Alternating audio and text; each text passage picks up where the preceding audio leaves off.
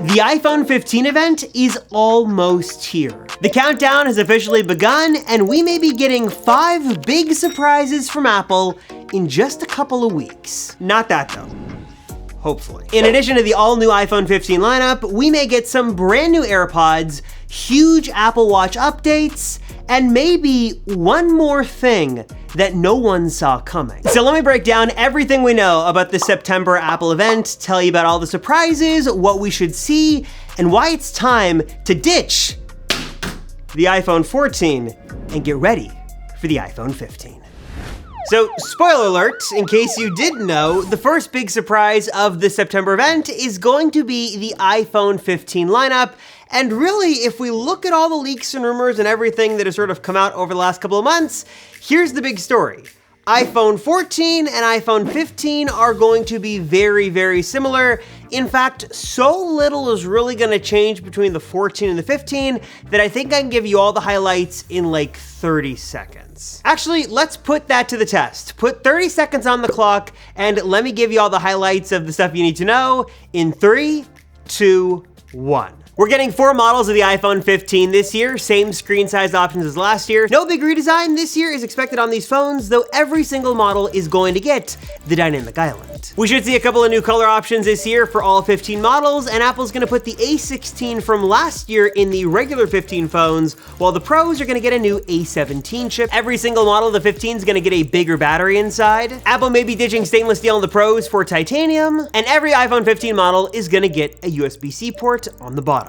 Okay, so that was mostly the highlights in about 30 seconds, though there are a couple of other big things you should know that I couldn't include in such a short amount of time. For example, some big camera upgrades are actually coming this year, which should be a very welcomed addition, specifically on the non-Pro phones. Apple is taking their big high-end 48 megapixel main sensor that was on the main camera of the 14 Pro series and bringing that down to the 15 and 15 Plus. So better photos, better videos, better low-light performance on the non-Pro phones this year. On the Pro series, probably some smaller camera upgrades. So the big story is on the 15 Pro Max, as this phone, the biggest, most expensive iPhone of them all, is gonna get a better optical zoom lens system. Zoom lens system only on the 15 Pro Max. One of the other big stories is on the 15 Pro series. Apple is making a big cosmetic change, and that is changing a button on the side. Since the very first iPhone,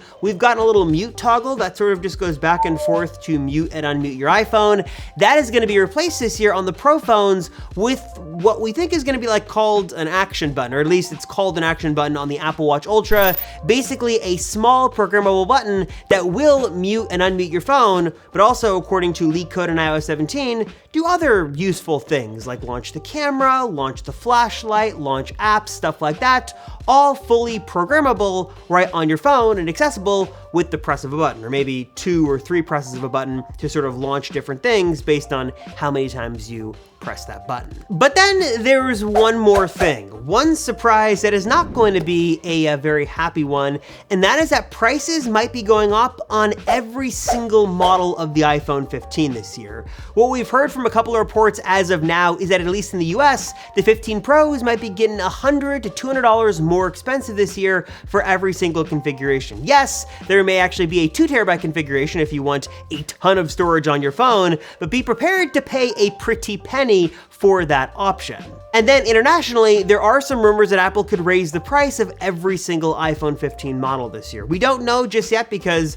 we won't really know until Apple says what it's going to be at that keynote and at that event. But until then, just sort of prepare your wallets because things could be getting more expensive in a couple of weeks. All right, surprise number 2 at this event should be some all-new Apple Watches. Specifically, sort of the bigger story is with an all-new Apple Watch Ultra. Seems like we're gonna be getting some speed improvements, hopefully better battery life.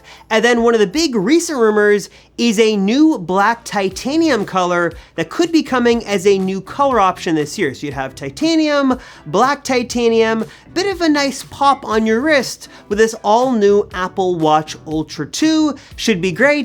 And then what's a little bit more disappointing is the non-Pro Apple Watch, which is the Apple Watch Series 9 this year, which isn't expected to get really any big updates or upgrades. Maybe a faster processor, maybe a bit of a better battery life bump, but that's about it. Even the articles that really hype these updates up with headlines say that not a lot is happening with the regular Apple Watch this year. I mean, Apple Watch is still great. Series 9 is gonna be a great buy, but if you're looking for something more exciting, that's gonna be Apple Watch Ultra 2. Regular Apple Watch might just be a little bit more boring. Surprise number 3 is some good news and bad news, and could be classic Apple marketing, because we know that Apple loves to hype up the smallest little details of some big revolutionary feature. But one of the changes we could see is an all-new version of AirPods Pro at this event, with one small but important feature. That is, the case would have a USB-C port instead of a Lightning port. We've also heard rumors that Apple is working on some big upgrades to the AirPods line in general, like a new AirPods 4, a new low-cost $99 AirPods coming next year, but those are still sort of in the works. Though there is one more set of AirPods that is in pretty desperate need of an upgrade and also sort of a price decrease, and that is AirPods Max. These launched all the way back in December of 2020, nearly 3 years ago, and judging by the design and the audio quality, they're great, but the $550 price tag and the abominable, and I'm having a video, abominable,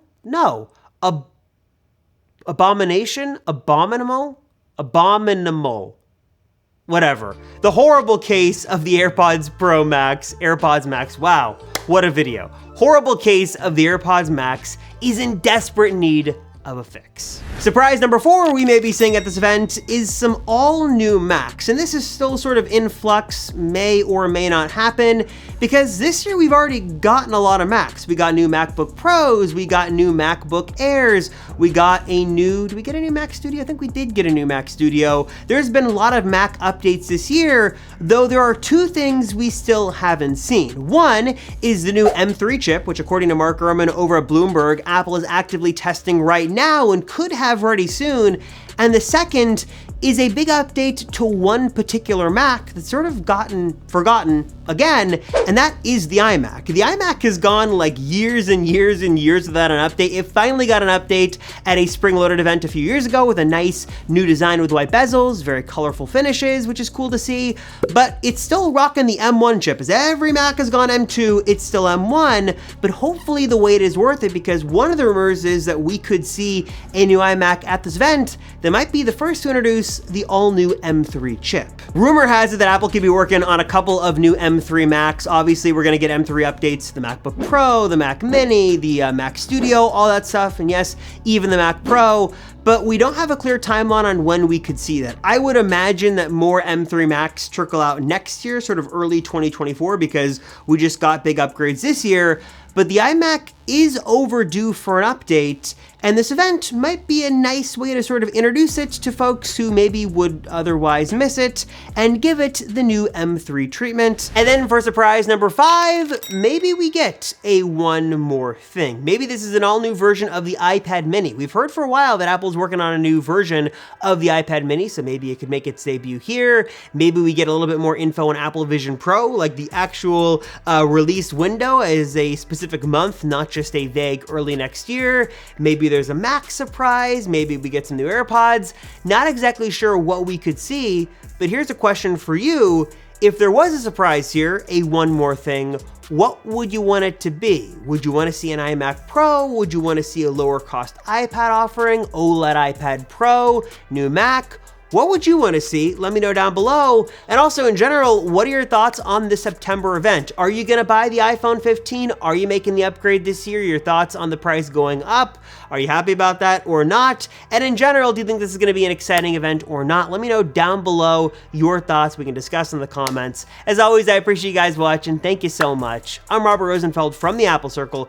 Also a last goodbye from the set. We are moving studios. This is the very last video from this beloved studio. So say goodbye and good riddance to this studio down below in the comments. It has served us well, but time for something new. So stay tuned for the next video for a peek at our new digs. As always, I appreciate you guys watching. Thank you so much. Robert Rosenfeld. I'll see you all in the next one.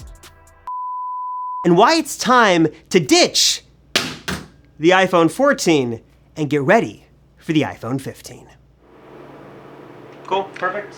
And this will be in the bloopers after the thing where we check to make sure the phone's okay. Okay, how did this survive?